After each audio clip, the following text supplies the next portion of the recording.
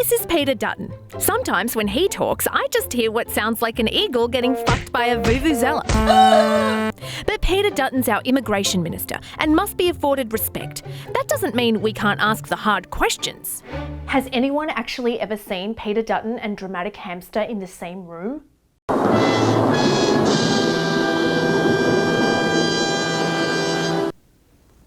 Exactly. Peter Dutton's been a very dramatic hamster this week. On Friday, he appeared on The Bolt Report, the TV equivalent of a Tinder date with Eric Trump's chin.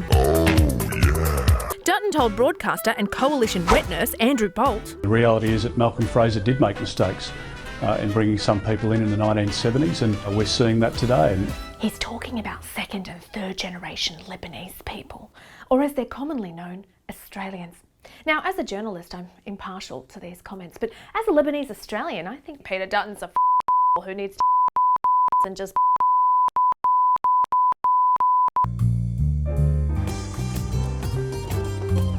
Basically, Dutton reckons former Liberal PM Malcolm, I'm dead now so you can slag me all you like, Fraser, fucked up by being a compassionate human being and accepting thousands of Lebanese refugees. The reason is that these people, seen here fleeing civil war in the 1970s, might one day have sexual intercourse and make a child who might grow up to have more sexual intercourse and make another child who might commit a terrorist offence. Seems reasonable. But you know what?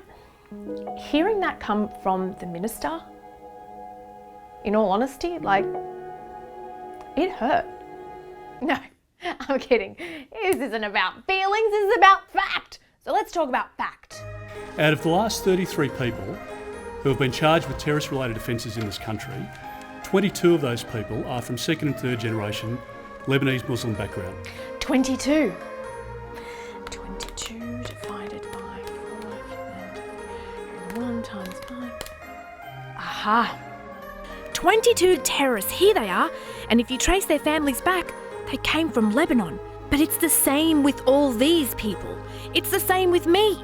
And nobody calls me a mistake but my mother. Fortunately, Pete understands.